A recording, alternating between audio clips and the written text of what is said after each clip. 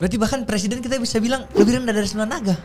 Kalau nggak bisa digerakin apa-apa mereka. Presiden kan butuh dana untuk jadi presiden. Dananya dari mana Pak? Kampanyenya. Iya. Ini aku tiba-tiba keinget sama kasus Mirna nih kok sama Jessica. Di balik kasus ini berarti ada permainan duit dan konglo-konglo yang terlibat dong kok? Ada. Menurut kau sendiri Jessica itu bersalah apa? Jessica kalau secara hukum positif seharusnya belum bersalah. Belum bersalah? Belum, karena belum ada 2 alat bukti. Ya kemarin itu di Semarang saya bilang dia ada 3 lokasi judi. Saya kasih itu ke Kapolda Jawa Tengah sama ke Ganjar. Ya. Jawaban mereka udah tanya ke polisi belum, Kapolri? Udah ditindaklanjutin nggak? Enggak. Ya udah, kalau dia nggak tindak lanjut saya nggak bisa apa-apa kata Ganjar. Lah, Anda kan gubernur Pak. Jadi bos-bos koperasi investasi bodong tuh pada dikaburin sama polisi. Dan itu saya sampai demo. Jadi Indosuria kabur, Wana Arta 2 kabur bosnya, Net 89 kabur, itu yang triliunan semua. Kabur semua. Net 89 yang robot itu. Sekarang robot udah selesai. Dia duitnya dari situ udah mengecil. Dia cari lah yayasan-yayasan dibidik-bidikin.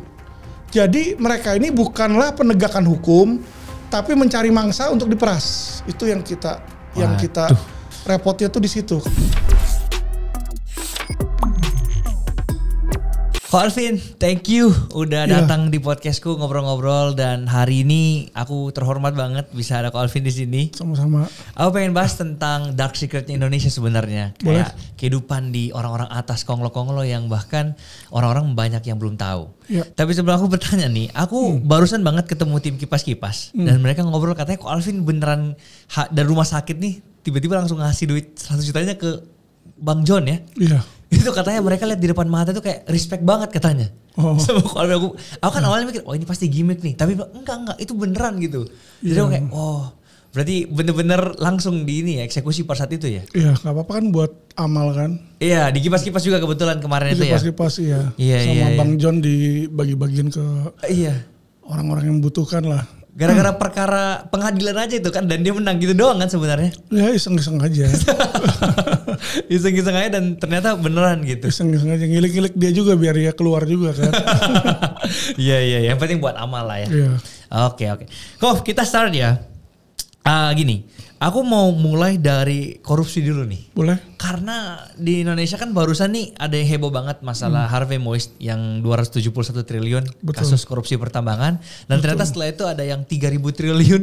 Iya, Rahmalalun. Iya itu. Iya. Itu gimana? Maksudnya kenapa duit sebesar itu akhirnya baru ditemukannya setelah udah banyak banget nih korupsinya? Dan gimana sih sebenarnya sistem korupsi di Indonesia ini yang sesungguhnya gitu loh? Jadi korupsi itu banyak ya Pak ya sebenarnya, cuma nggak ketahuan aja. Yang jadi problem di situ, nggak ketahuan. Kalau ya kayak kita lihat DPR waktu itu banyak yang ditangkap, hakim banyak yang ditangkap, ya kan. Nah kalau sekarang ini KPK kan lagi letoy. Kalau enggak juga pasti banyak lagi yang ditangkap. Cuma KPK-nya sekarang bukannya nangkep, mereka malah meres. Meresi koruptornya ini? Meres koruptor. Supaya bagi hasil gitu? Iya, kayak SYL itu kan diperes.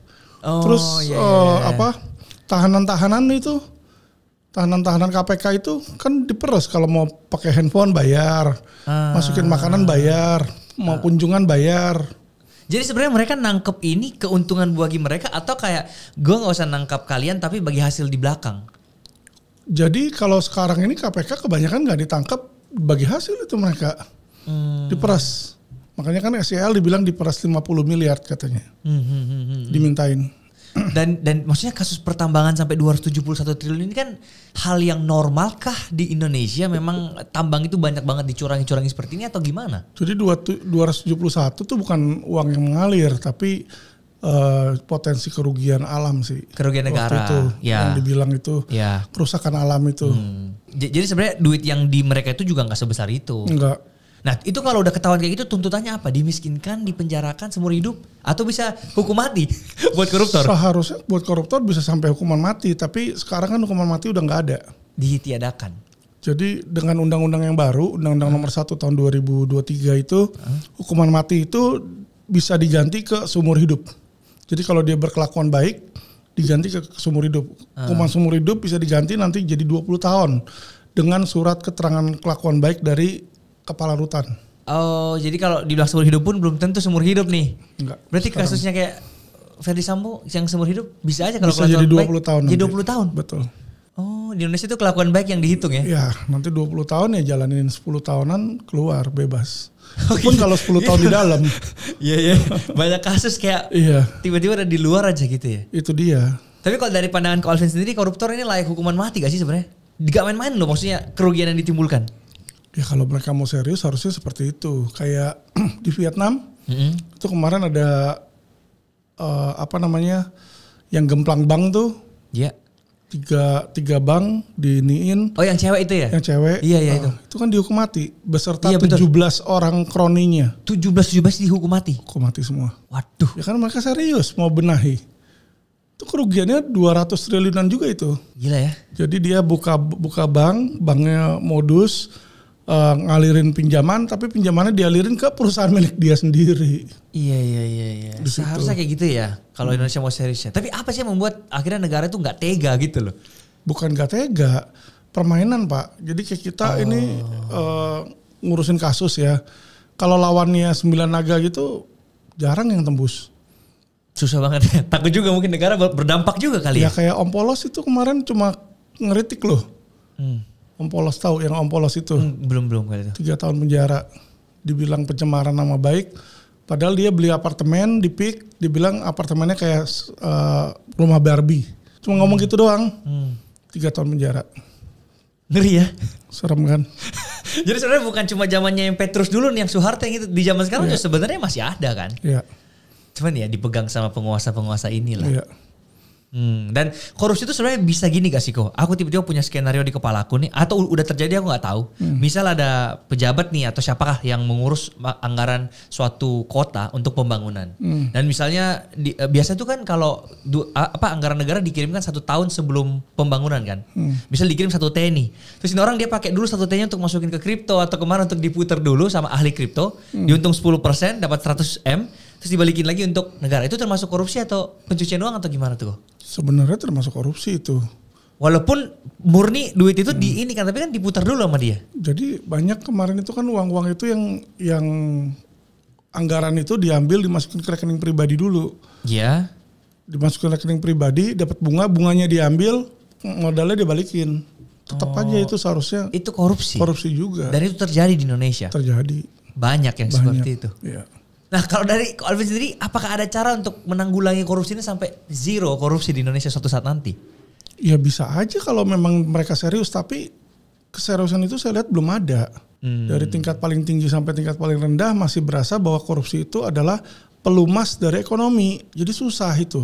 Pelumas dari ekonomi? Iya. Gimana maksudnya itu pelumas dari ekonomi? Itu kan Sultan Batugana juga bilang seperti itu kan. Jadi kayak dengan adanya orang-orang korupsi, dia dapat uang itu dia spending. Spending itulah perputaran ekonomi. Ya, anggapan mereka itu seperti itu. Padahal ya korupsi itu kan sebenarnya merugikan ya di sana. Tapi ya sekarang semua kok orang yang sekarang kita bilang ring 1 aja itu menteri-menteri banyak yang kena kan. Iya. Itu ring 1 setelah presiden loh, bintang 4 kan berarti kan. Nah bayangin aja termasuk ketua KPK. Itu kan bintang 4 juga. Korupsi juga. Lagi mana? Iya, lembaga yang untuk itu tapi dia sendiri juga korupsi. Nah itu dia. Makanya saya bilang keseriusan itu belum ada Pak. Saya yang jalanin sendiri di kepolisian, di kejaksaan. Cuma pepesan kosong aja dia bilang kan di sana wilayah bebas korupsi. Bukan wilayah bebas korupsi, wilayah bebas untuk korupsi. Di situ. Pada bebas itu kalau di kantor polisi, kalau mau nyogok ke polisi itu bawa uangnya kantor polisi di sana. Kagak ada KPK kejaksaan yang di situ yang grebek tuh nggak ada. Aman mereka di sana. Dan maksudnya gimana akhirnya kasusnya si Harvey Moise ini bisa ke luar di publik kalau sistem Sogok-Sogok itu masih ini telat dia ya, udah keburu viral kali ya. Jadi Harvey Moise itu juga masih cecerenya juga, masih anak buah. Kan kita tahu di atasnya itu masih ada 3 lagi Pak. Masih ada 3 layer lagi sebenarnya. Tapi yang disorotnya Harvey-nya kenapa paling terkenal mungkin? Iya. Kan Harvey karena istrinya itu artis di situ. Padahal di atasnya itu kan kita udah tahu kemarin yang sempat diperiksa RBT. Itu sempat diperiksa kan di situ. Nah itulah mereka tuh ada kerjasama di situ, aliran dananya itu ada di sana. Terus di atasnya RBT tuh ada lagi pengusaha juga. Nah di atasnya pengusaha ada lagi Jenderal Bintang 4. Waduh. Situ. Ya cuma kalau kita sebut namanya heboh nanti dunia persilatan. Iya. Mereka bilang ini adalah politik kan. Iya. Karena Jenderal Bintang 4 itu mendukung 03. Oke, ini udah seru nih. Oke, Iya. kalau aku mau sindir masuk ke politik ya, nggak apa-apa dikit-dikit. Mumpung udah selesai nih pemilu ya. Iya. Tapi aku yang takut sebenarnya bahas-bahas kayak gini. Oke, masalah yang kemarin kan dituduhkan 01, 03, 02 ini curang nih, bla bla bla bla. Tapi kan udah keputusan MK, nggak bisa nih dibatalkan semua dan fix nih menang. Iya. Nah tapi kalau dari Koko sendiri melihat ini gimana? Apakah di setiap pemilu itu memang sebersih itu kah? Atau ada dark secret yang mungkin orang bahkan nggak tahu tentang pemilu ini? Jadi mereka itu kan menggunakan hukum sebenarnya bermain di celahnya Pak. Dan kita nggak bilang cuma 02 doang. Ya, semuanya sama? Ya, 03 pun PDIP yang jadi ketua DPR, banyak kan dia bermain di celah. Anggota DPR yang mau ngomong aja dia kagak kasih ngomong, langsung dia tutup di situ kan. Ya. Jadi dia menggunakan kesewenangannya dia gitu loh. Jadi akan sulit sekali karena kalau itu hukum kan itu kita bisa interpretasikan, bisa ke kiri, bisa ke kanan. Nah ini dia nih, ya kan? Seperti yang Mahfud bilang kan. Iya. Maunya belain siapa nih? Iya. Jadi hakim itu tinggal kalau mau memutus dia mau benerin siapa tersangka, ya udah dia ambil aja poin-poin dari tersangka untuk ngelepasin dia. Tapi kalau dia mau jeblosin, dia ambil poin-poin dari kejaksaan untuk jeblosin. Dia tinggal yang mana yang dia mau ambil. Karena itu kewenangan dia. Setelah dia memutus ya sudah nggak bisa diapa-apain. Ya itulah repotnya. Berarti duit involved di sini juga dong? Duit involved. Makanya kan kasih uang habis perkara KUHP itu. Banyak yang seperti itu. Berarti sebenarnya di Indonesia ini dengan punya banyak duit bisa jadi segala-galanya kok? Bisa. Di Indonesia doang ya kayak gitu? Iya. Di Indonesia yang kayak begitu tuh sangat memungkinkan gitu loh. Di kepolisian itu apalagi mereka bermainin itu mau ke kiri atau mau ke kanan itu terserah mereka. Nanti tinggal pakai ahlinya aja. Ahli ini menangin yang ini. Nanti dia tinggal ambil dalil-dalil yang untuk memenangkan. Dan di sini Koko sebagai pengacara juga berarti bisa jadi jahat ya. Maksudnya kalau tiba-tiba pengacara tuh dua sisi berarti ya? Bisa banget. Bisa kalau membela. Saya mau bisa sekali. Oh tapi selama ini Koko tetap membela yang benar nih? Selama ini yang saya bela masyarakat korban-korban investasi bodong di situ ya. Walaupun dipenjarakan setelah itu. Iya, mau gimana resiko. Koko berapa lama di penjara waktu itu kok? Yang kedua itu setahunan ya. Udah pernah yang pertama? Iya. Udah 2 kali di penjara? Jadi ini saya punya kasus ini disidangin 2 kali. Harusnya kan nggak boleh. PN, PT, MA, terus disidangin lagi PN, PT, MA lagi. Ya itu dia lah makanya. Hanya khusus saya doang yang seperti itu, yang lain nggak ada. Berarti yang pertama udah ditahan. Saya sampai di PN, dilepas. Bebas. Bebas. Dia banding terus kasasi. Kasasi udah ada putusan. Sampai MA? Sampai MA nih. Nah dari situ dia sidangin lagi di PN dengan nomor perkara yang sama. Kan nggak boleh. Padahal yang pertama udah selesai? Udah. Dia bilang putusannya itu bukan putusan positif. Jadi harus disidang lagi. Kan lucu itu. Nah, terus Koko nggak melawan nggak apa? Ini nggak bisa nih harusnya secara hukum nih coba sekali. Udah lawan. Cuma dijemput paksa rame-rame. Lagi tidur langsung disuruh sidang. Padahal jadwal sidang nggak ada hari itu. Luar biasa ya? Sangat. Dan akhirnya gara-gara itu makanya Koko ada sama Mahfud nih kayak kenapa nih Pak bisa terjadi hukum seperti ini waktu itu ya? Protesnya di situ ya, sangat-sangat gak adil. Keluar dari situ sebenarnya saya mau dijeblosin lagi kan ada 185 laporan polisi yang udah tersangka pencemaran nama baik kan, yang bilang Kejaksaan Agung sarang mafia. Padahal Kejaksaan Agung kan saya refer ke sebuah tempat kan, Kejaksaan Agung kan tempat. Dia bilang pencemaran nama baik. Loh, nama baik siapa? Kecuali saya sebut nama orang Jaksa Agung, nah baru itu orang. Kalau Kejaksaan Agung itu institusi, nama tempat, ngawur mereka. Dan waktu itu Koko berapa lama di penjara kok? Yang pertama hampir setahun ya, 9 bulan ya. Yang kedua? Yang kedua setahunan lebih dikit. Dijalanin full tuh berarti ya? Jalanin. Itu nggak ada hak spesial di dalam tuh kok yang kayak? Karena ada bilang kayak ada penjara yang ada AC-nya, ada TV-nya, ada apa? Saya sih di rumah sakit ya, rumah sakit ada AC-nya. Kenapa ke rumah sakit? Kan saya gagal ginjal nih. Oh, jadi ditahannya di rumah sakit. Gagal ginjal kan ada selang. Jadi ini nggak boleh keringetan. Oh. Karena kalau keringetan infeksi. Iya. Kan darah ngalir ke sini langsung ke jantung. Oke, I see. Sedot ya. Nah, berarti ini menarik banget ya. Berarti pengacara itu bisa sampai segitunya. Nah, ini aku tiba-tiba keinget sama kasus Mirna nih kok sama Jessica. Di balik kasus ini berarti ada permainan duit dan konglo-konglo yang terlibat dong kok? Ada. Menurut kok sendiri Jessica itu bersalah apa? Jessica kalau secara hukum positif seharusnya belum bersalah. Belum bersalah? Belum, karena belum ada 2 alat bukti. Alat bukti yang menyatakan dia naro itu tuh tidak ada. Racunnya mana juga kagak ada. Semua itu CCTV nggak ada ngelihat dia masukin racun loh. Bener. Terus kalau dia masukin racun, beli di mana racunnya? Ya kan? Mana barang buktinya? Nggak ada itu. Jadi itu seharusnya nggak seperti itu. Karena saya tahu sendiri hari terakhir itu sebenarnya kasus Jessica tuh udah mau di P19 mati. Maksudnya gimana tuh? Jadi tahanan dia udah habis dan jaksa sebenarnya nggak mau ngambil. Jadi mereka selesai nih, clear nih. Mereka deal-dealan, bantuin karena kalau enggak itu dirkrimumnya waktu itu bisa lengser. Karena dia yang memutuskan untuk nahan dulu, padahal belum ada cukup bukti. Terus? Jadi dia punya jabatan dipertaruhkan di situ. Tapi tiba-tiba entah gimana langsung diputuskan seperti itu kan? Iya, P21. Nah akhirnya yang di situ jaksa lah yang kelebatan kan akhirnya, yang pusing membuktikan sendiri. Dan itu udah kalau keputusan kayak itu nggak bisa diganti lagi ya kok? Enggak. Jadi mereka biasanya ngikutin aja. Kalau polisinya udah nggak benar, jaksanya ikut nggak benar, hakimnya juga ikut. Gitu loh. Karena kalau dia beresin ke sini, ya kan kebongkar semua. Betul juga sih. Nanggung nih udah posisi tengah nih. Kalau balik kita yang habis nih semua. Betul. Jadi Konglo bermain di situ juga? Oh iya sangat. Buat apa sih? Maksudnya tujuannya apa gitu loh? Nutupin kasus apa? Apa? Itu kan si Mirna itu anaknya orang bank itu, Panin Bank. Jadi petinggi bank lah, punya uang lah, orang yang punya uang lah. Sedangkan Jessica?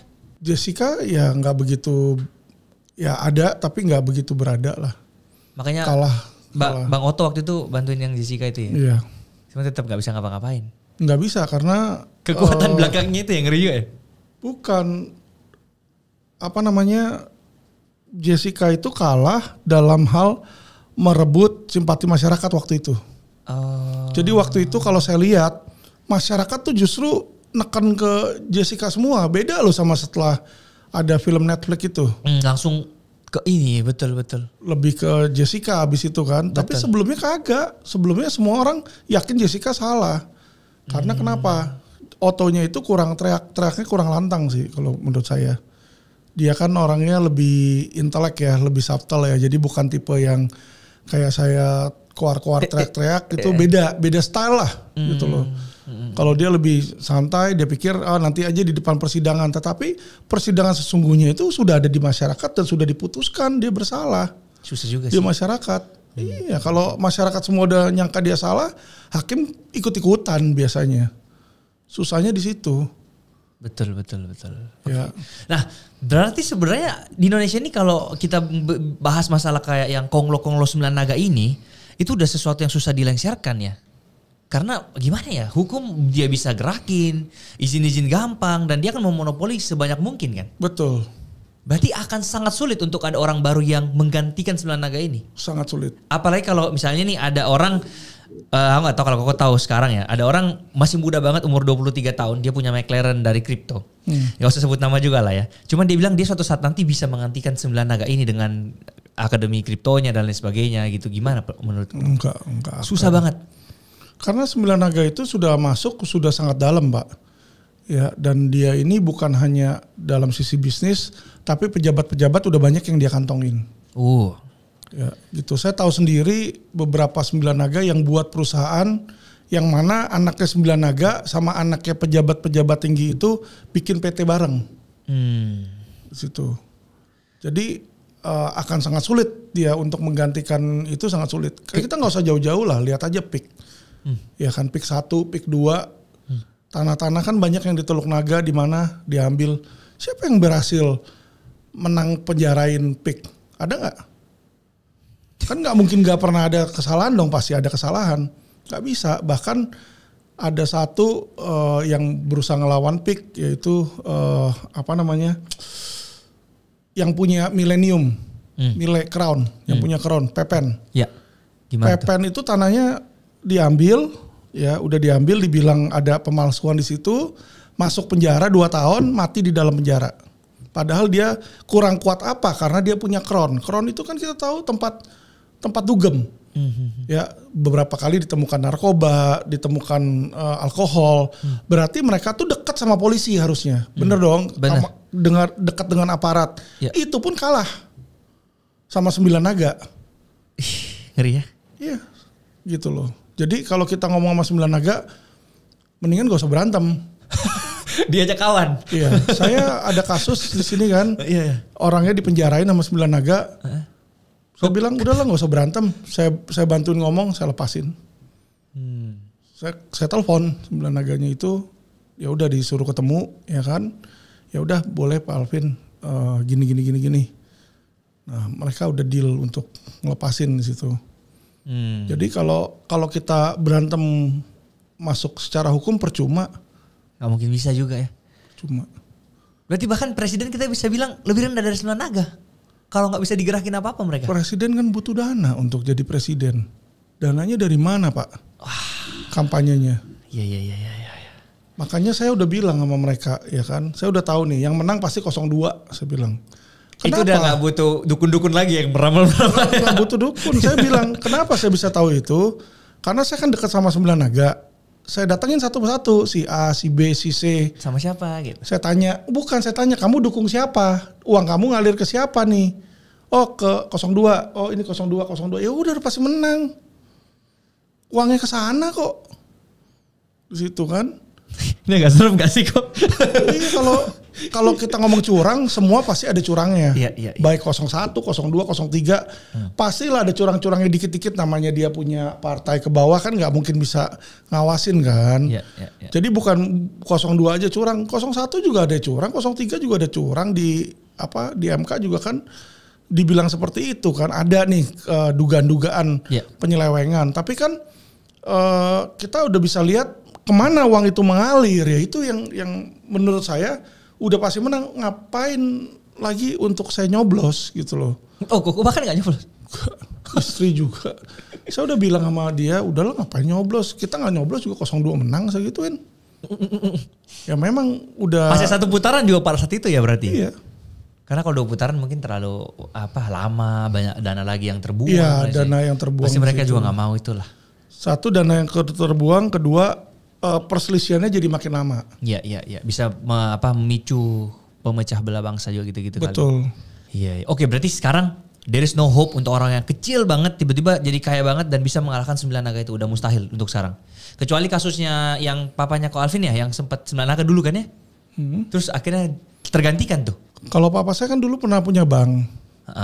Terus keluar negeri karena banknya juga sempat jatuh kan. Nah kecuali itu terjadi kan, berarti harus ada terjadi kerusuhan yang benar-benar dahsyat sampai 9 ini keganti kan. Iya. Tapi kalau selama itu nggak terjadi, mungkin 100 tahun, 200 tahun, 300 tahun masih di situ turun ya kan, turun. Merekanya kabur udah nggak di Indonesia. Yang si 9 naganya itu kan banyak yang kabur. Oh jadi tetap jadi naga di luar negeri. Di luar, iya. Terus habis itu balik lagi ke Indo, ada yang balik lagi. Oh. Ada yang bisa bangkit lagi, ada yang enggak. Oh tapi tetap udah kaya banget. Iya. Udah nggak bisa habis tuh. 7 turunan, 70 turunan kali kok. Gimana sih kok rasanya jadi orang yang lahir di 7 naga? Di 9 naga? Di keluarga 9 naga? Apakah kalau saya nggak pernah merasakan ya. Karena mama ini kan istri muda ya. Iya.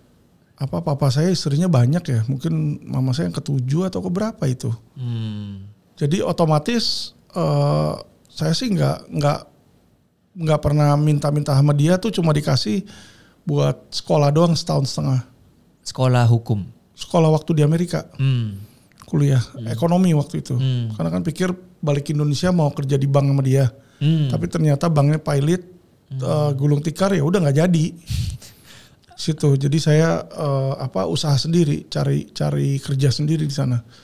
Lah, tapi Koko melihat cara kerjanya papanya Koko sendiri ini gimana? Maksudnya dengan 9 naga itu masih tetap membutuhkan pelicin-pelicin untuk sukses kan? Atau gimana pada saat itu? Jadi kalau papa saya ini saya lihat banyak kesalahan-kesalahannya ya. Sembilan naga itu juga kan manusia ya, dia bukan dewa. Jadi kayak papa saya itu sangat suka judi. Jadi dia punya Copacabana, dia punya kasino di Las Vegas. Kaya dong, maksudnya sebagai bandar kan harusnya.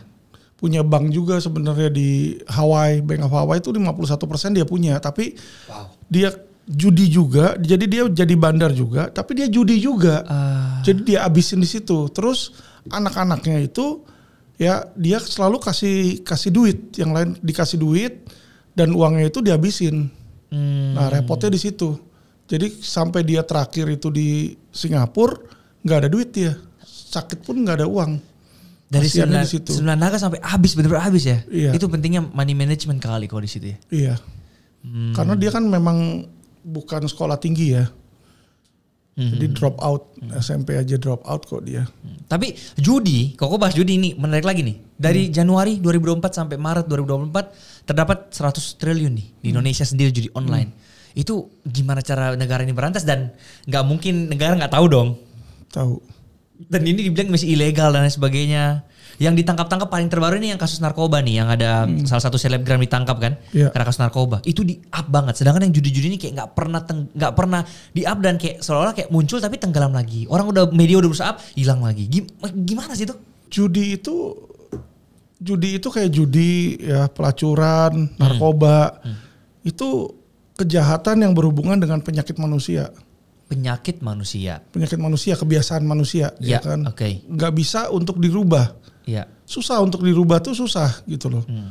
Nah, jadi kalau kita lihat sebenarnya manusia tuh butuh itu. Justru butuh. Justru butuh judi-judi kayak begitu dia butuh gitu loh. Beberapa orang ya, kita nggak ngomong semua ya. Jadi kalau ditiadakan, justru nanti mereka akan cari alternatif sendiri. Makanya kayak di Singapura dia buka perjudian, di Amerika dia buka untuk apa? Untuk dapat income-nya, devisanya itu dia dapat karena dia tahu kalau dilarang pun percuma. Nanti kalau dilarang akan jadi home industry. Gitu loh, banyak yang nanti restoran belakangnya ternyata tempat judi. Ada banyak yang kayak gitu. Ya, di Indonesia pun saya yang paling vokal sebenarnya yang bahas tentang perjudian. Iya. Ya kemarin itu di Semarang saya bilang dia ada 3 lokasi judi. Saya kasih itu ke Kapolda Jawa Tengah sama ke Ganjar. Ya. Jawaban mereka, udah tanya ke polisi belum, Kapolri? Udah, ditindaklanjutin nggak? Enggak. Ya udah, kalau dia nggak tindak lanjut saya nggak bisa apa-apa, kata Ganjar. Lah, Anda kan gubernur Pak. Ini kan melawan aturan di wilayah Anda. Kenapa nggak digerebek gitu loh, pakai Satpol PP atau apa? Ya kan, jadi mereka itu ya gimana ya, kagak serius Pak di situ. Kalau saya lihat kagak serius, karena yang bisa memberantas perjudian itu pemikiran orang adalah kepolisian. Betul. Ternyata. Ya kan, padahal sebenarnya bukan kepolisian aja, makanya Presiden Jokowi akhirnya kemarin ini belum lama turun tangan. Dan itu pun saya dapat informasi dari cyber, mereka Pak Jokowi itu turun tangan karena saya udah sering banget masukin ke medsos dan viral.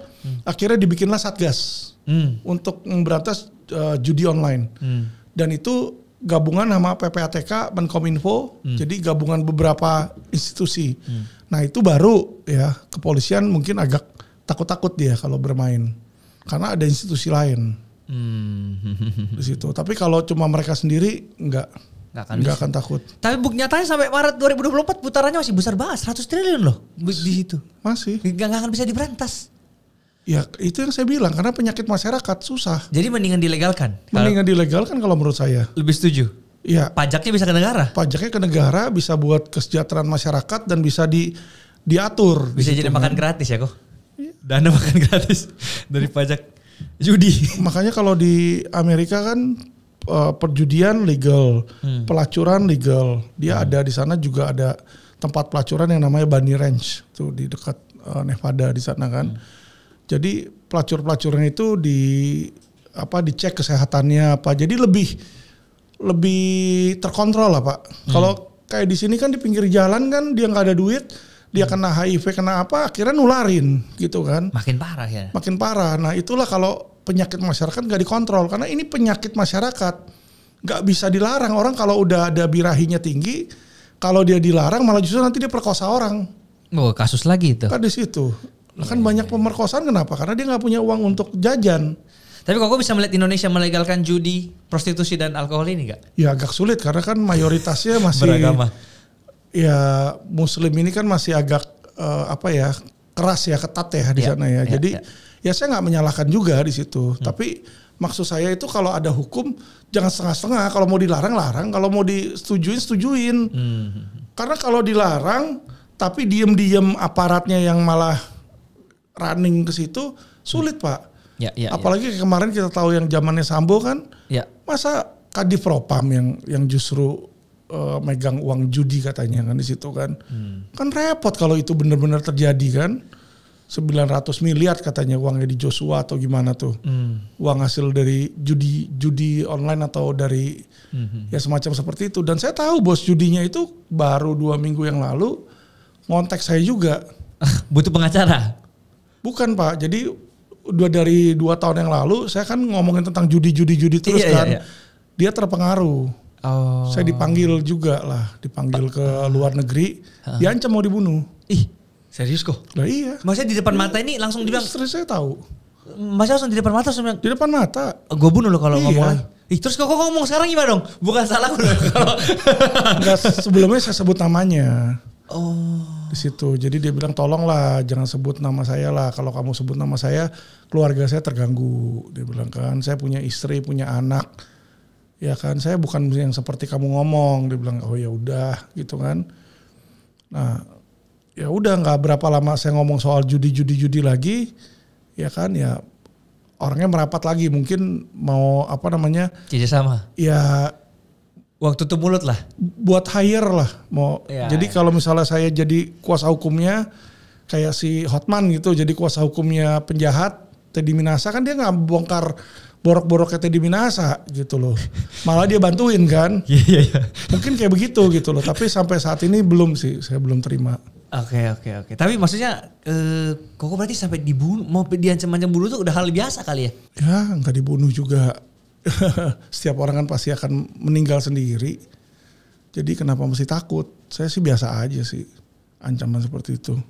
Resiko banget ya jadi pengacara ternyata. Resiko. Oke, kok aku penasaran sebenarnya kerjanya menteri-menteri ini ngapain sih kalau di Indonesia ini? Sebelum aku beneran undang menterinya ya, aku rencana mau undang Pak Bahlil. Tapi aku tuh penasaran selama ini ketika dipilih oleh presiden ini kan, kerja mereka tuh ngapain ya sebenarnya sih? Saya nggak sama ratakan ya, jadi oknum kita bilang aja ya. Ada menteri yang baik. Oke. Ada juga menteri yang oknum ya. Oknum aja kita bilang ya. Nah sekarang kalau menteri yang oknum itu biasanya dia tuh nggak punya kemampuan Pak, nggak punya kompetensi. Jadi dia mendapatkan posisinya itu karena bargaining politik. Kita lihatlah beberapa lah. Ya kan, ada orang bukan lulusan SH, masa jadi ketua komisi fraksi 3. Iya. Komisi 3 kan komisi hukum, kagak ngerti hukum. Ngomongnya belepotan. Kan lucu kita kalau kayak begitu kan. Sih di sini sebenarnya aku yang ketakut.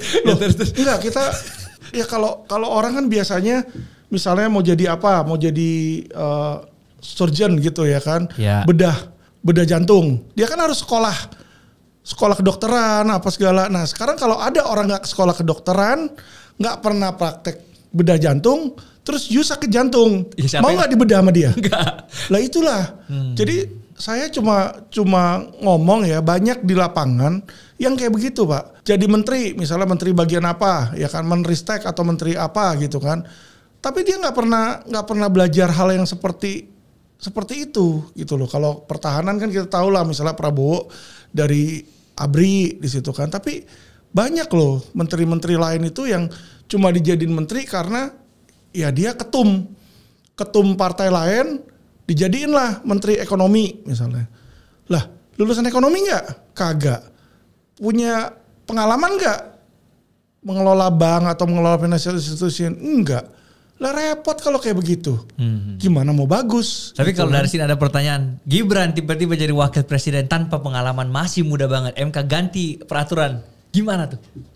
Iya balik lagi seperti saya bilang. Kalau di dalam hal kompetensinya sebenarnya nggak layak. Dalam hal kompetensi. Tapi kalau rakyat memilih ya dan sudah terpilih ya mau nggak mau di situ, karena ini yang milih rakyat bukan dari kalau presiden kan ngambil menteri kan dia ngambil karena bargaining politik di situ. Kalau ini kan pemilihan langsung, pemilu. Ya kita susah ngomong kalau pemilu seperti itu kan. Karena ya terlepas dari mau diganti atau enggak ya gampang sebenarnya, gak usah pilih aja kalau memang gak seret kan. Tapi faktanya kan memang udah terpilih gitu ya. Jadi ya. Iya, jadi kalau orang bilang curang dalam hal curang ini bukan curang. Ini ada memang hukumnya ada. Dan ada celah hukumnya, dan celah hukum itu yang dipakai. Apakah memakai celah hukum itu pidana? Kan kagak. Itulah yang harus dilihat. Ya kan, jadi misalnya kalau ITE itu bilang apa? Misalnya mencemarkan nama baik seseorang. Nah harus orang. Kalau saya cemarin nama baik tapi bukan orang, kan nggak bisa kena kan? Nah saya misalnya main di celah itu kan, ini boleh aja dong. Iya. Makanya pantas ada quotes yang mengatakan kalau kita mau cari teman harus sama pengacara, jangan sama banker. Karena pengacara tuh orang jahat pun jadi baik. Ya kita bisa putar balik. Kalau hari ini kita belain si A lawan si B, kita bisa bilang yang bagus tentang A ngelawan si B, besoknya bisa belain si B ngelawan si A juga bisa sebenarnya. Tiba-tiba ganti gitu ya. Tapi itu sebenarnya nggak etis. Iya. Kalau kayak begitu. Oke. Nah sekarang aku mau bahas tentang perekonomian di situasi yang mungkin Ko Alvin salah satu yang vokal juga mengenai kemarin Pastor Gilbert mengatakan bahwa 2,5% zakat dan 10% perpuluhan kan. Cuman aku gak mau bahas kasus itunya. Siap. Aku mau bahas di sisi yang kayak, kan benar gak sih kok kalau misalnya rumah ibadah tuh gak bisa digerebek sama pajak, gak bisa diaudit. Karena itu kayak bagian dari non-organization profit. Yang dimana sebenarnya gak selamanya pendeta atau orang-orang yang beragama itu beneran tulus loh hatinya. Ada yang memanfaatkan itu untuk kekayaan sendiri. Misalnya nih ada orang kaya, daripada gue bayar pajak mahal, gue bangun rumah ibadah aja deh. Terus gue salurkan lewat sana, gue putar di sana, pencucian uang jadinya. Itu terjadi gak di Indonesia seperti itu? Terjadi, dan ini saya sedang nanganin. Maksudnya Koko yang sisi yang dukung yang si pencucian uang di rumah ibadahnya ini? Iya. Koko yang bela dia atau? Saya bela dia. Koko yang bela dia. Gimana? Tahu yang namanya Panji Gumilang? Waduh, sorry kok aku kurang tahu nih. Panji Gumilang itu punya pesantren. Ya waktu itu rame banget yang Al Zaitun itu kan, dia dikenakan penistaan agama. Penistaan agama udah vonis, ya kan? Polisi nyari-nyari. Jadi kayak kita diberhentiin di tengah jalan dengan alasan misalnya nggak nyalain lampu daylight gitu kan. Iya. Tapi ketika dibuka lah, kamu nggak pakai seat belt, kena lagi nggak pakai seat belt, minta SIM, nggak punya SIM.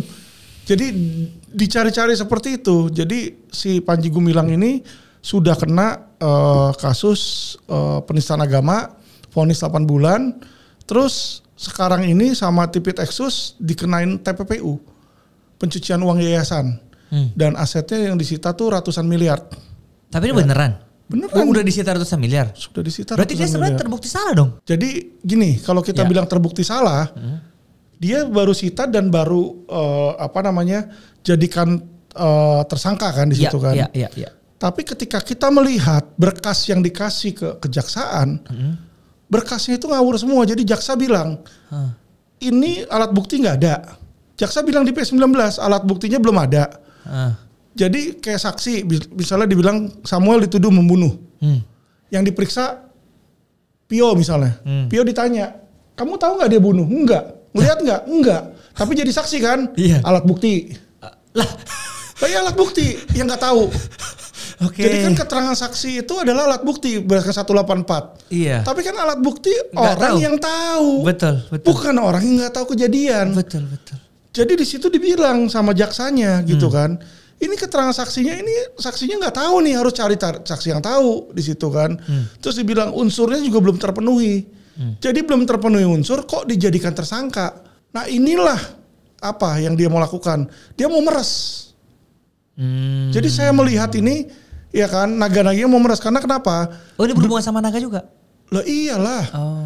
Karena kemarin ini yang kayak Indosuria segala itu kan 106 triliun kan. Iya. Sempat lepas. Indosuria itu yang sawit ya kok? Indosuria koperasi.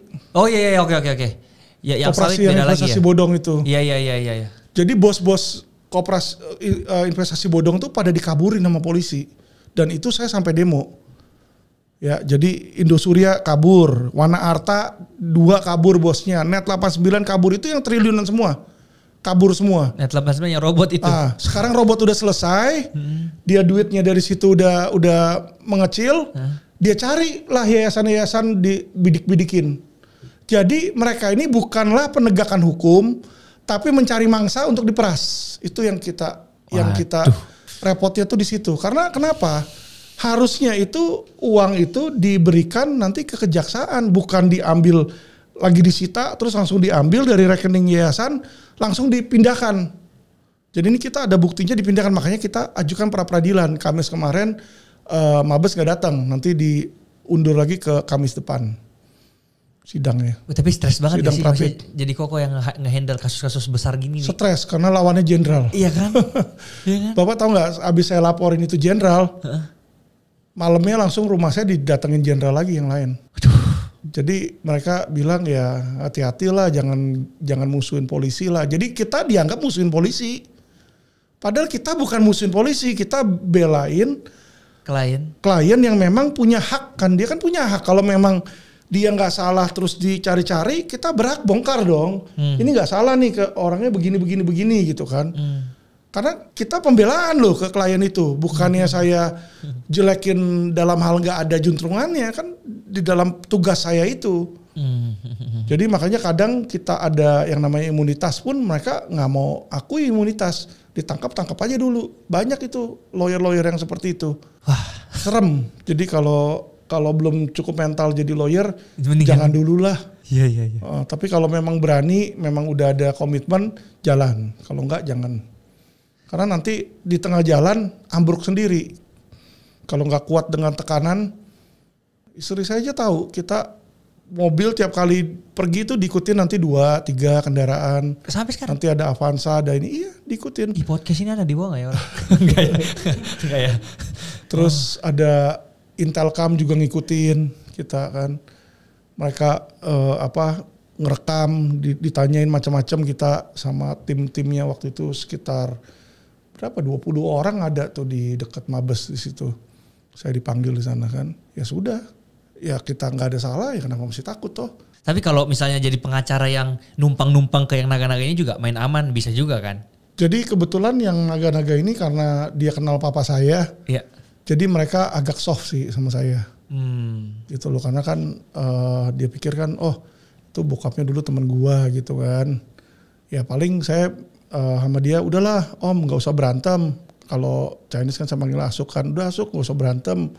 Bantuin lah klien ini kasihan gini-gini. Ya udahlah Vin, lu urusin deh nih, ya kan. Lepasin gak apa-apa, dia panggil lawyernya, udah sana. Gitu loh, kalau orang-orang lain belum tuh mau. Kalau lawyer-lawyernya dia belum tentu reseptif kayak gitu. Karena kan dia udah kesel diserang dulu atau apa kan. Dan juga kan dia keluar duit juga buat mendem orang itu kan gitu loh. Iya. Jadi repotnya tuh di Indonesia seperti itu tuh masih ada. Ya kita kalau nggak bisa menang perang, ngapain perang? Udah lepasin dulu aja, melepaskan diri, melarikan diri. Yang penting aman kan. Saya pikir saya bantuin klien di situ. Kalau memang udah nggak bisa menang dia, ya mau gimana? Kita bilang keadilan kebenaran selalu menang, kenyataannya tidak, ya kan? Tergantung pemikiran siapa itu adil atau pemikiran siapa itu benar. Hakim bisa aja bilang itu nggak benar. Iya. Tapi berarti banyak banget orang yang udah dihancurkan oleh Sembilan Naga ini untuk mempertahankan posisinya di atas. Ya namanya ekonomi itu berlaku hukum rimba sih Pak. Ya, jadi kalau yang paling kuat yang bertahan. Ya kayak saya punya teman punya pabrik kardus ya. Iya. Dia tadinya kardusnya lancar, terus masuklah Sinarmas di situ. Ya kan dia punya harga lebih murah, mesin-mesinnya lebih bagus. Ya orang jadi pada beli ke dia. Ya kan, padahal mungkin dia harganya lebih murah, direndahin dulu biar mati kompetisi. Terus mau apa? Yang nggak punya modal ya udah gulung tikar. Terus dia mau bilang, kamu pidana, kenapa kamu jual harga murah?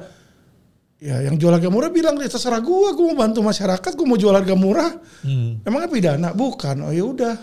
Akhirnya kan pahit gulung tikar. Makanya banyak pabrik-pabrik kan sekarang gulung tikar hanya pabrik-pabrik yang gede itu yang hidup. Karena kenapa? Pabrik itu kan dia butuh mesin yang selalu baru gitu kan, produk yang selalu inovatif. Kalau enggak pasti kelibas itu. Oke, di Indonesia sendiri nih, maksudnya berarti ekonomi perputarannya sebenarnya besar banget kan, dan adanya pencucian ini yang maksudnya sebenarnya tujuan orang pencucian uang itu buat apa sih kok awalnya, supaya nggak ketahuan dia korupsi atau apa sih?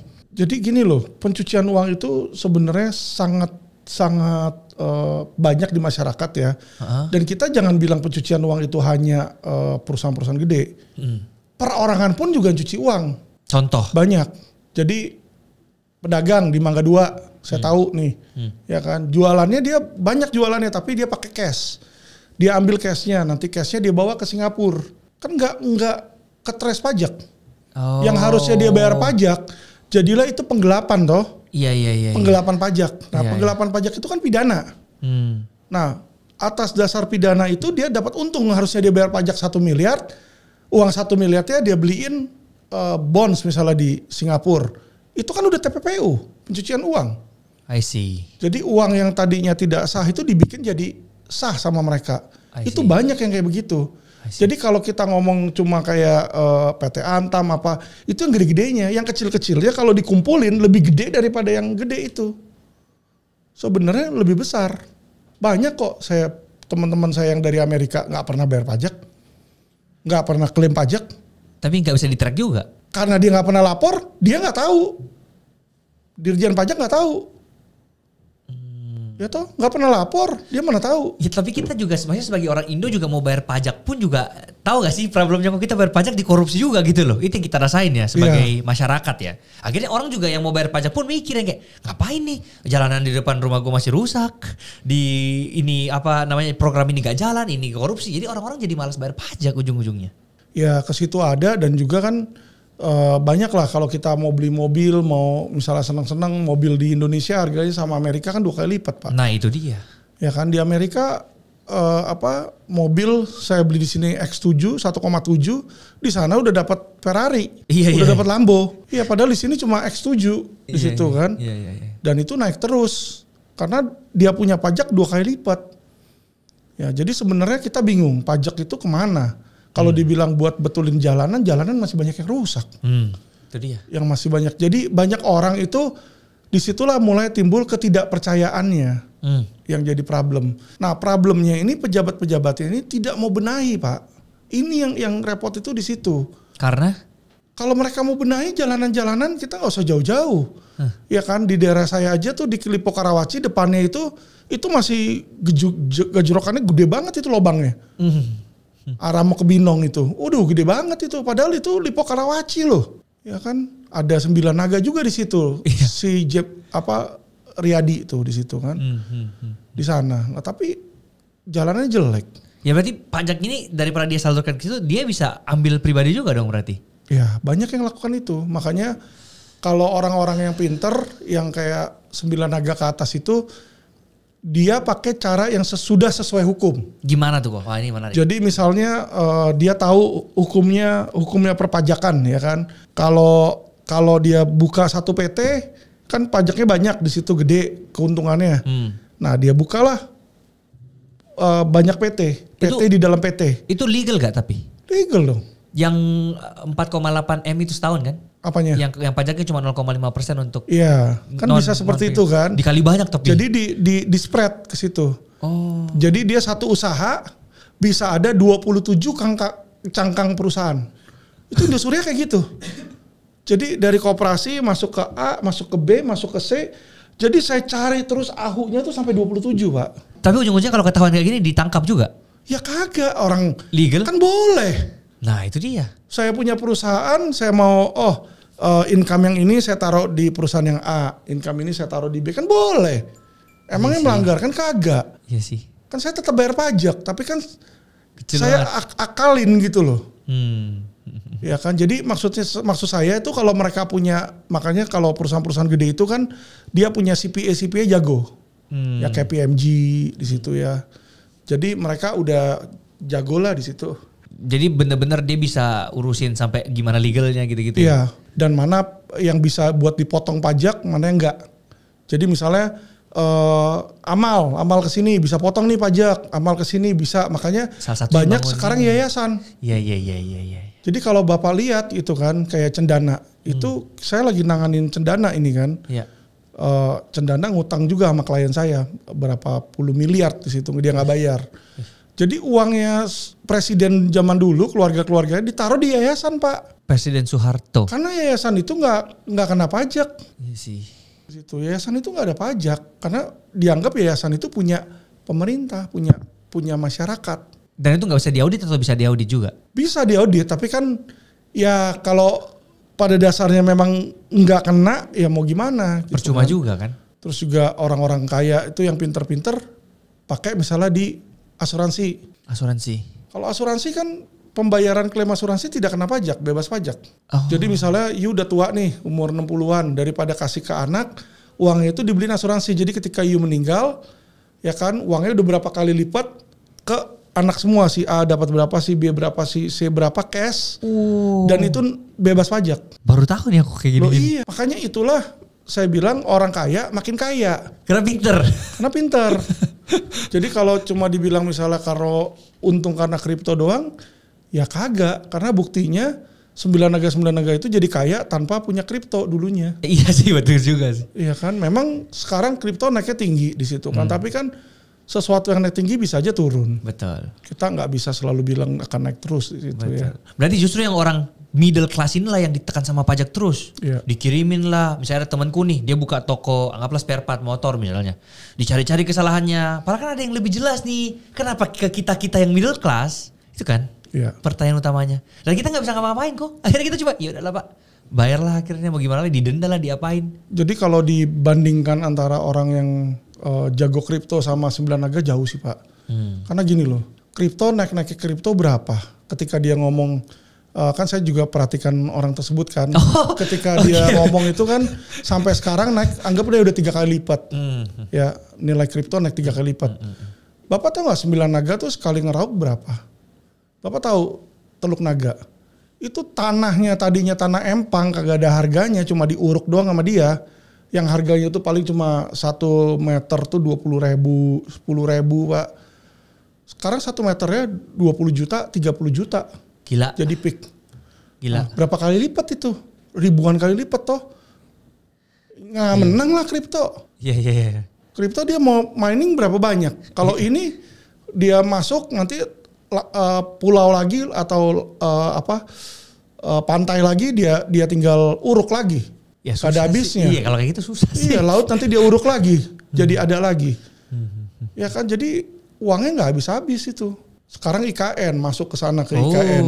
Itu 9 naga lagi ke sana kan? Iya sih. Koaguan ke situ, Sinarmas di situ, Pakuwon di sana. Pakuwon yang bosnya Surabaya tuh ke sana juga. Jadi sekarang mereka masukin ke sana karena di sana tanah lagi murah. 5.000 perak, 10.000 perak, nantinya puluhan juta. Ketika itu udah jadi diresmikan, udah ada infrastruktur, harganya naik. Tapi ada orang-orang kecil yang kayak individu yang beli-beli gitu, malah pas mereka masuk nih naga-naga, jual nih ke gua. Dipaksa, kalau nggak dijual, wah gimana? Yang repot itu nanti dia beli di sini. Iya. Sininya punya 9 naga semua. Wah itu. Kagak ada jalan masuk. Itu saya ada yang di situ, yang di Tangerang tuh. Punya keluarganya Lius tuh. Ujungnya pinggir-pinggirnya semua punya Sinarmas. Kan repot. Dia nggak mau jual. Maksa dia. Kalau misalnya mau beli, harganya udah dia naikin tinggi banget. Ya mau nggak mau lu katanya, lu mau beli nggak mau, ya udah gue nggak butuh. Repot kan kita kalau kayak gitu. Ditutup lah jalan akses apa semua. Nggak ada jalan akses, siapa yang mau beli? Karena kan dia uangnya lebih gede di sana. Iya sih. Nah itulah makanya saya bilang kadang orang kaya bisa makin kaya, orang miskin ya bisa lebih miskin karena hukum rimba berlaku juga di dalam ekonomi, mau nggak mau gitu loh.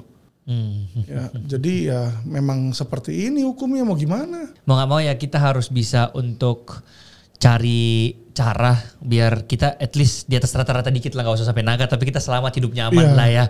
Daripada kita impian yang kayak mau jadi naga tapi malah akhirnya jadi nggak aman kan juga ngapain sebenarnya? Betul.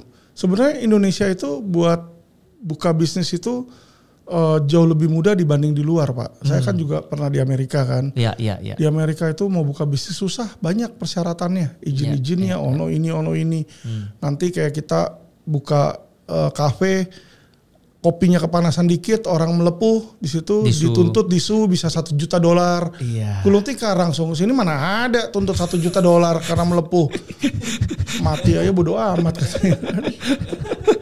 Iya. Di situ. Jadi kalau di Indonesia tuh sebenarnya lebih memudahkan Pak di situ ya. Cuma sangat disayangkan mentalitas dan literasi dari orang-orang Indonesia tuh masih rendah kalau menurut saya. Jadi kecerdasan keuangan mereka masih rendah di situ ya. Terus mental mereka juga masih rendah. Jadi mereka tuh masih banyak yang irian gitu loh. Jadi maksudnya melihat sono dikit, wah iri. Kok saya nggak begini-begini. Padahal kalau dia mau ya lu tinggal kerja keras, cari uang juga bisa gitu loh. Ya kan kayak saya juga sempat up and down ketika lagi di bawah. Saya nggak iri ngelihat yang di atas, wah yang ini kayak gini-gini. Enggak, saya kerja keras aja kumpulin. Saya buat strategi ini gimana uang saya bisa gedein ya kan. Udah akhirnya nanti kan naik sendiri. Ya itu sih mental-mental seperti itu ya. Mentalitasnya itu yang saya bilang kadang-kadang kurang. Karena mereka kadang berasa gitu kan. Apalagi yang berasa. Saya kan Indonesia, saya punya banyak nih SDM-nya gitu kan. Sumber daya alam, saya udah pasti harusnya kaya gitu kan. Mana kok saya nggak dapat ini ya. Kalau cuma mau dapetin cuma-cuma kan susah. Udah pasti diambil sama pejabat-pejabat. Ya kan misalnya Irian punya emas, banyak emas ya. Tapi warga-warga sekitar situnya kan ternyata banyak yang miskin. Kemarin ada yang masak-masak di sana kan dia kaget. Loh kok miskin ya di situ ya. Padahal itu punya gunung emas. Ya gunung emasnya siapa yang kelola? Nah itu dia.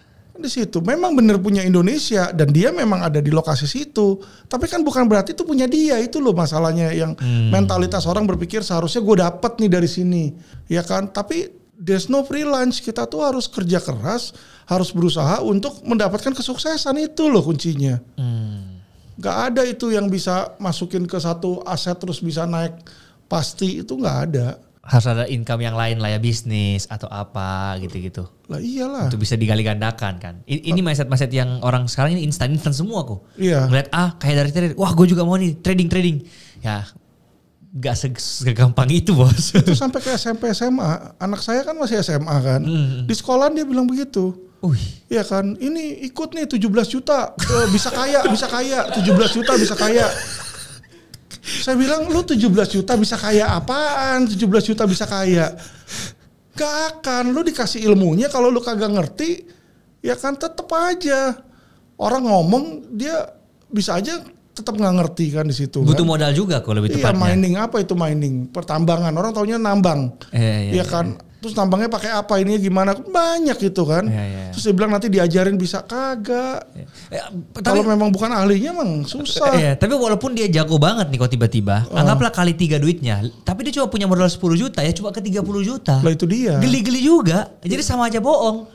Atau kayak modal dia anggaplah cuma 20 juta, 17 juta beli kelas tinggal 3 juta nih. Yang 3 juta dikali gantakan 5 kali pun lebih mahal bayar uang sekolahnya 17 juta. Dapatnya cuma 15 juta, rugi. Ya, 17 gitu kan? juta itu dia biaya setahun katanya 1,4 kali 12 di situ. Tapi tetap aja ya kalau kayak begitu saya jadi berpikir ya mungkin ini orang kayaknya bukan karena Bitcoin tapi dari income bisa jadi fee seminar di situ. Karena kalau 17 juta kali 7.000 orang itu udah berapa yang ikut kan? Nah itu dia. Nah itu baru dia kali 2 di kripto baru jadi 200M. Nah itu di situ. Dan feeling saya juga bukan cuma di kripto doang karena dia juga punya bisnis-bisnis lain toh. Iya. Kalau menurut dia bisnis kripto sangat bagus, ngapain buka bisnis lain sama si lawyer lain itu kan? Iya. Masukin aja semua all in ke kripto. Kalau memang dia yakin bagus loh. Iya kan, tapi ternyata dia mau buka mau buka boxing, mau buka ini, mau buka inilah. Lah terus kriptonya gimana?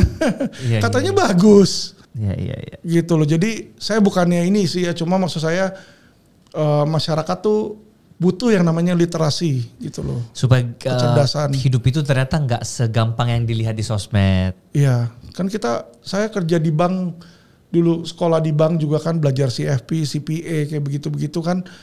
Ya mereka itu kan ada hitung-hitungannya, ada fundamentalnya apa kan memang berhubungan gitu loh dengan naiknya sebuah aset. Jadi obligasi dan saham itu tetap diperlukan kah? Karena si orang ini kan ngomong bahwa gue sekarang udah nggak pakai dana darurat gue kripto, all in semua gue kripto, saham gue jual masuk kripto semua all in kripto. Menurut kok benar gak?